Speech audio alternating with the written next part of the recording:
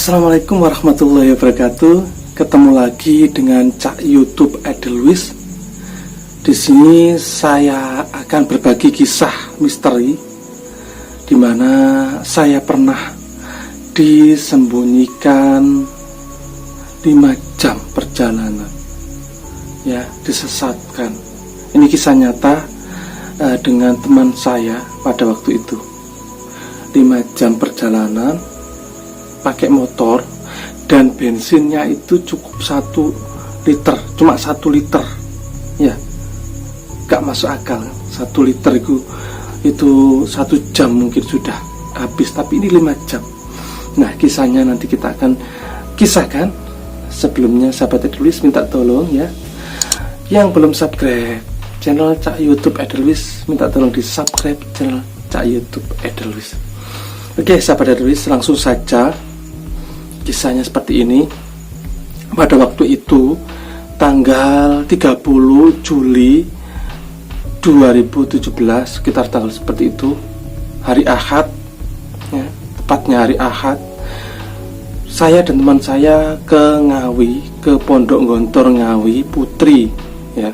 Teman saya ini saudaranya mau mondok ke sana. Nah, di situ saya dan teman saya ini mau ke sana, tujuannya adalah pengen lihat-lihat keadaannya, pengen tahu suasananya, dan tanya-tanya bagaimana persyaratannya itu, bagaimana persyaratannya masuk ke Pondok Gontor Putri. Nah, di situ saya tidak ada hubungannya ya, sebenarnya tidak ada sangkut pautannya dengan Pondok Gontor. Ini kisah misteri ini tidak ada sangkut pautannya, tapi untuk melengkapi kisahnya jadi saya kasih nama seperti itu. Ini kisah nyata. Langsung saja. Nah, pada waktu itu tanggal 30 Juli hari Ahad 2017, 4 tahun yang lalu, itu saya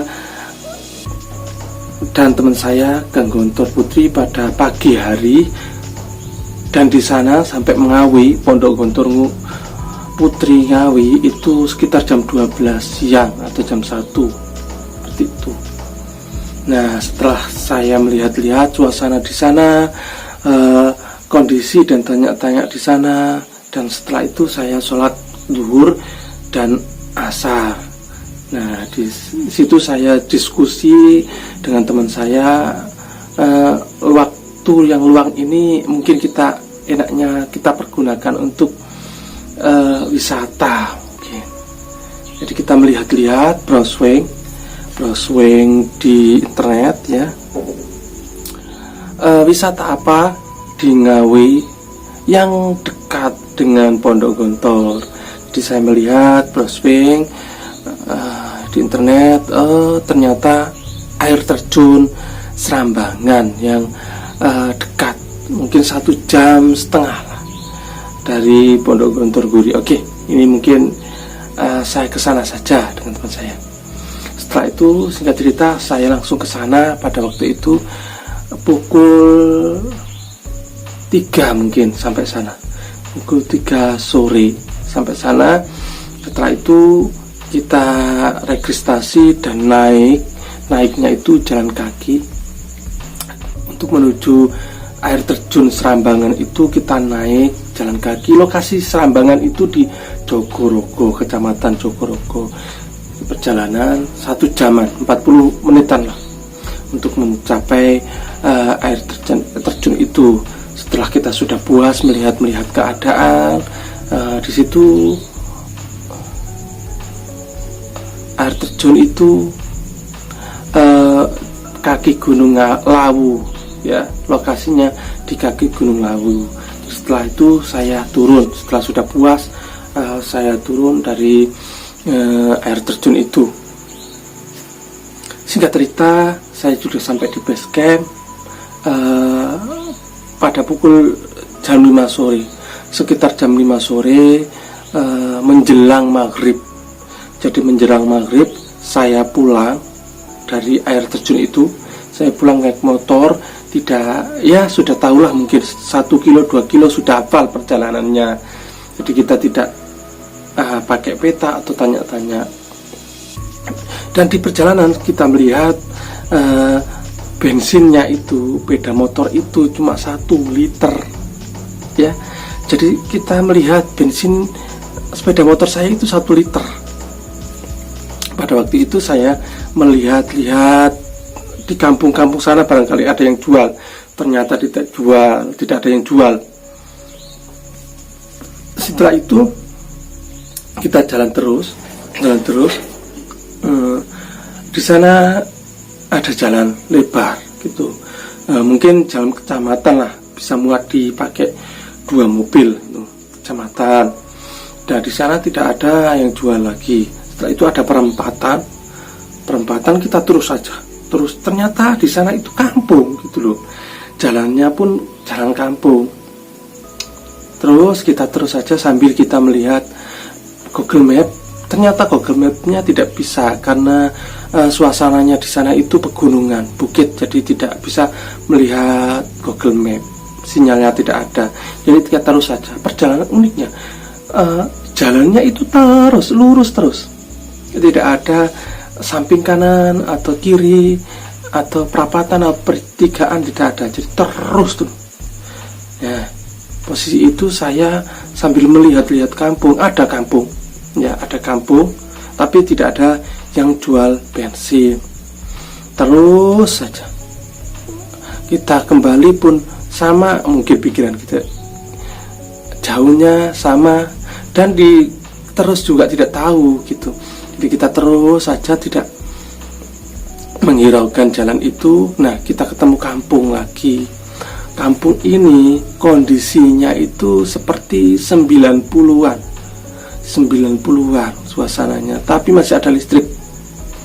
Ya, tidak seperti kerajaan, tidak, tapi kampungnya itu desit sekali. Kampungnya seperti 90-an. Ada anak-anak yang bermain-main, tapi tidak ada suaranya. Datar, wajahnya itu loh, datar. Wajahnya itu, ekspresinya itu tidak ada senyum, tawa, kiki-kiki, manggil teman, tidak ada. Ada yang main bulu tangkis, masih saya ingat betul ada yang main bulu tangkis. Ya, tapi tidak ada suaranya gitu. Padahal posisi itu saya pelan dan itu di bawah. Jadi jalannya itu di atas, tinggi di kita, ini di bawahnya. Ini halaman itu orang-orang bermain itu di bawahnya. Jadi saya melihat terus, betul-betul melihat gitu. Ekspresinya pun kita lihat datar, tidak ada suara sama sekali. Dan juga kita terus ada bapak-bapak pun sama, duduknya pun tidak ada obrolan sama sekali. Kelihatan wajahnya pun datar, tidak mencerminkan orang-orang normal gitu ekspresinya gitu. Jadi seperti zombie. Kalau katakan saya zombie, datar itu. Tapi kita terus saja, kita tidak merasa tersesat, itu belum merasa. Saya belum merasa tersesat, tapi ada kejanggalan gitu. Kok ada ekspresi seperti ini gitu. Jadi kalaupun seandainya saya merasa pun, saya akan video-video gitu, video-video keadaannya, tapi tidak merasa gitu.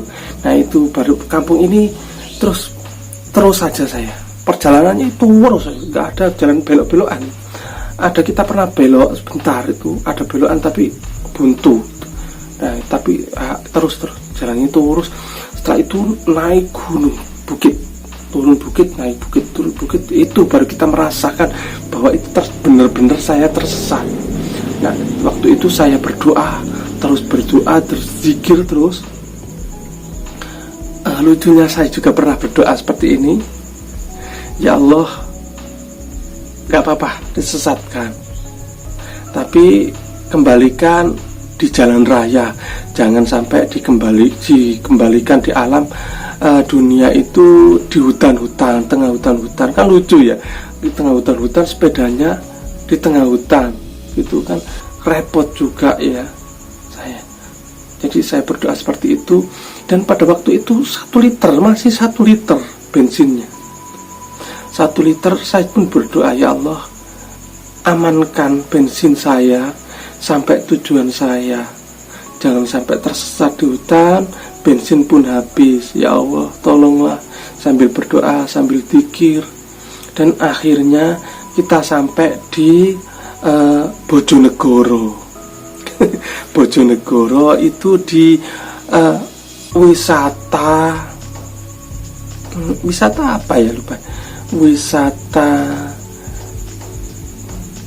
di atas angin gitu, wisata negeri di atas angin ya.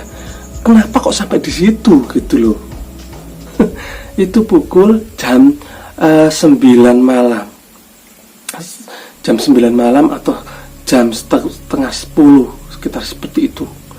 Jadi perjalanan saya dari air terjun air terjun Serambangan sampai Bojonegoro itu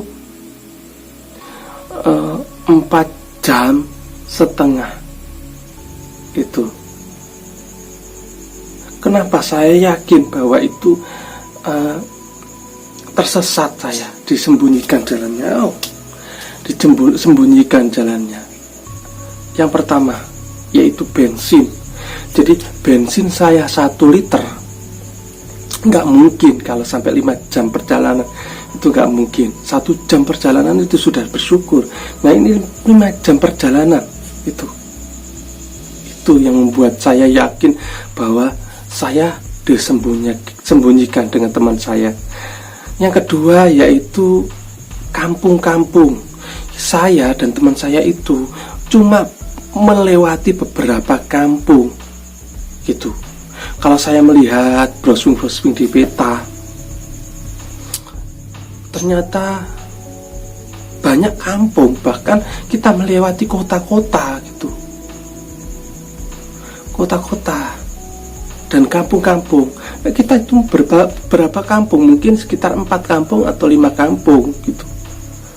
Itu yang kedua. Untuk yang ketiga yaitu kita ujuk-ujuk sampai Bojonegoro gitu.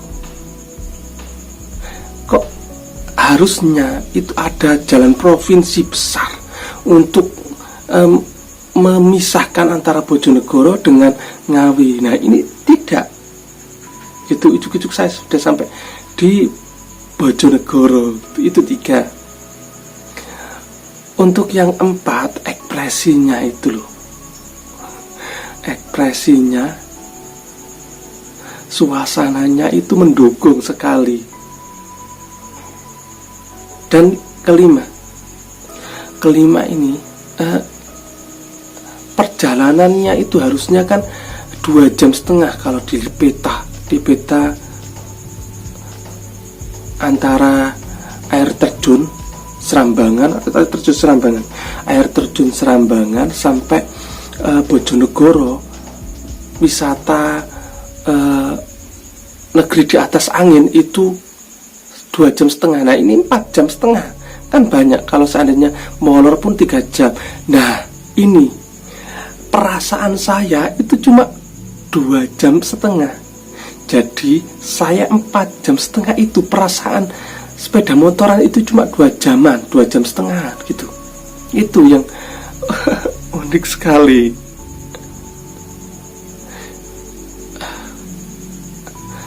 Jadi posisi saya itu ngeblank. Waktu maghrib itu memang benar-benar itu ya, horor gitu. Banyak sekali ya kisah-kisah saya pernah waktu maghrib itu ya. Juga sama, pernah saya mengantarkan surat-surat ya tetap di kampung saya, maksudnya di Lamongan. Itu juga sama, jalannya pun disembunyikan, itu berlawanan gitu, berlawanan. Dan pernah juga saya waktu ndaki, ya ini ada videonya, ini saya dilempar entah siapa yang melempar gitu. Ini posisinya juga waktu maghrib, entah kenapa ya maghrib itu kok horor sekali. Jadi berhati-hatilah pada waktu maghrib, mungkin pas waktu ndaki, mungkin kita sejenak kita berhenti isya, waktu menjelang isya atau setelah isya kita aktivitas kembali. Pun begitu sama ketika kita melewati hutan-hutan, melewati jalan hutan, mungkin kita juga berhenti sejenak sambil sholat maghrib. Nah itu kesalahan saya tidak sholat maghrib, maksudnya sholat maghrib tapi setelah tersesat itu gitu. Jadi langsung waktu dari air terjun itu langsung pulang, belum sholat. Dan banyak pula ada mungkin hadis ya, ingat saya itu hadis-hadis yang menceritakan bahwa Rasulullah menyuruh kita ketika waktu maghrib itu ditutup pintunya, jendelanya ditutup. Nah itu saya lupa, saya tidak tahu itu hadis atau tidak tahu ya, mohon maaf, belum buka-buka sebenarnya. Jadi entah kenapa maghrib itu horor. Itu tadi ya sahabat Edwis, kisah saya tentang tersesat itu masih ingat. Saya itu masih ingat sekali. Teman saya pun juga merasakan. Ya perlu digarisbawahi, tidak ada sangkut pautannya dengan air terjun ataupun Pondok Gontor. Sahabat Edwis, insya Allah nanti saya akan kisahkan lagi kisah-kisah menarik ya, kisah horor. Pernah saya juga, pokoknya seru pokoknya. Ya, pokoknya intinya subscribe dulu, nanti kita akan kisahkan lagi kisah-kisah menarik lainnya. Terima kasih sahabat Edwis sudah menonton, dan terima kasih juga tidak men-skip video ini. Wassalamualaikum warahmatullahi wabarakatuh.